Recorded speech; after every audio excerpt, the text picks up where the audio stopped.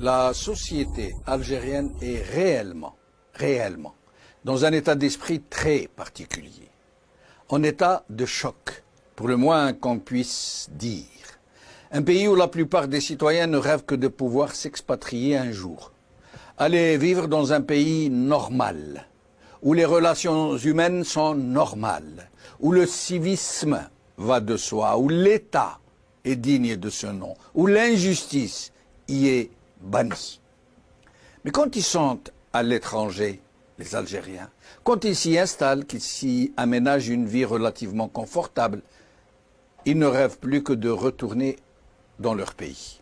Et on arrive même à éprouver de la nostalgie pour tout ce qu'ils détestaient quand ils y vivaient.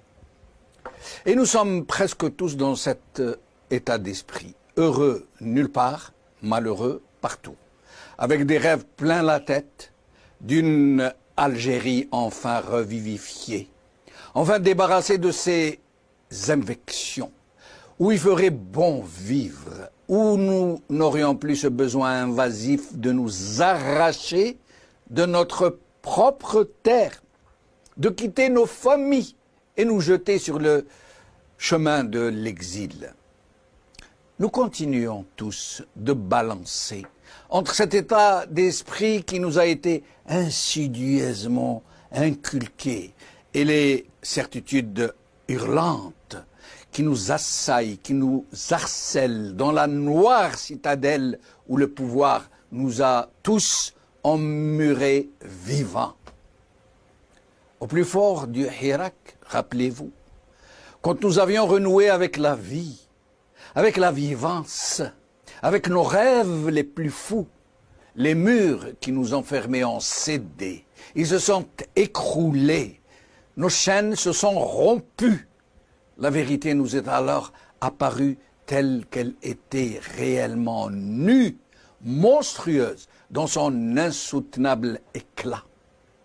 Elle a renversé les chimères qui nous avaient été inséminées, soufflé sur les cendres qui s'étaient déposées couche après couche sur notre conscience, sur nos vies de grisaille et de compromission. Notre dignité, alors, rappelez-vous, a ressurgi comme un écueil de l'écume des jours, de toute sa beauté, libérée de ses chaînes, de sa gangue. Nous avons enfin pu voir et le crier aussi de toute notre force que nous étions tenus en otage par une organisation criminelle, que nous avions été maculés, salis jusqu'au plus profond de notre âme. Ce régime nous avait contaminés, infectés, emplis de haine et de rancœur. Et c'est bien pour cela que nous étions tellement heureux de sortir dans la rue, de manifester, de chanter, de danser, de crier notre joie, notre fierté d'être, nos retrouvailles les uns avec les autres dans un même élan libérateur. Et c'est parce que nous avions identifié l'origine du mal que nous avions tous crié d'une seule voix « Madaniya Mashi Askariya » Mukhabarat Irhabiya. Madaniya Mashi Askariya Mukhabarat Irhabiya. Et c'est bien pour cela, parce qu'il avait compris tout le péril que notre libération représentait pour lui, pour sa mainmise sur notre destin, que ce régime a tout aussitôt tout fait, tout entrepris, tout imaginé, pour nous diviser, pour nous replonger dans la haine de nous-mêmes. Et c'est bien pour cela qu'il avait instrumenté l'emblème amazigh, la langue arabe, l'islam, l'islamisme, la mazirité, le régionalisme, comme autant de ferments, de discorde et d'exécration.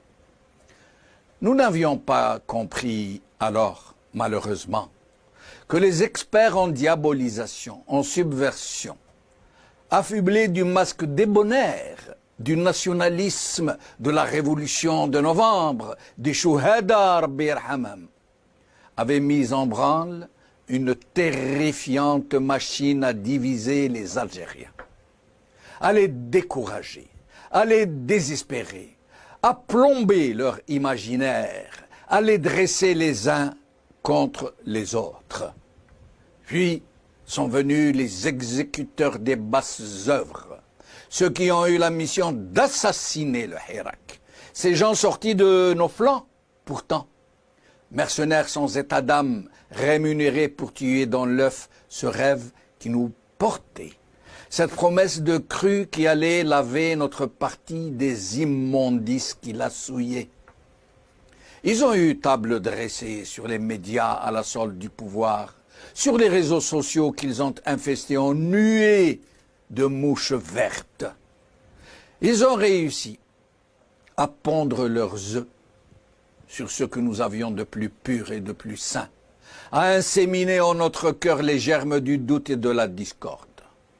Le peuple algérien, pourtant, continue de porter dans sa douloureuse mémoire des souffrances indicibles, des blessures vives, une tragédie qui n'a pas été soldée depuis des siècles et des siècles.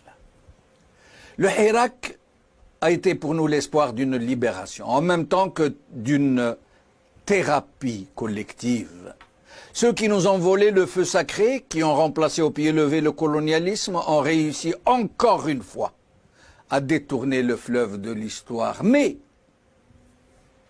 les fleuves retrouvent toujours leur cours naturel.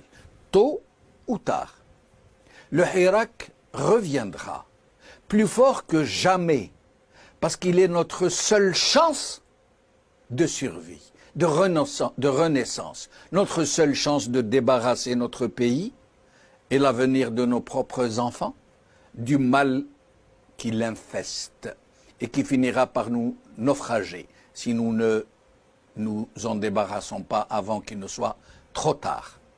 Voilà pourquoi le Hirak doit revenir. Le régime veut utiliser le 5 juillet prochain pour nous enchaîner davantage. Il a même créé un slogan très évocateur et qui ressemble à d'habitude. Je vous le cite, je vous le dis. Une glorieuse révolution, une ère nouvelle. Fin de citation. Et si le Hirak revenait le 5 juillet aussi, pour apporter une puissante réponse à ces naufrageurs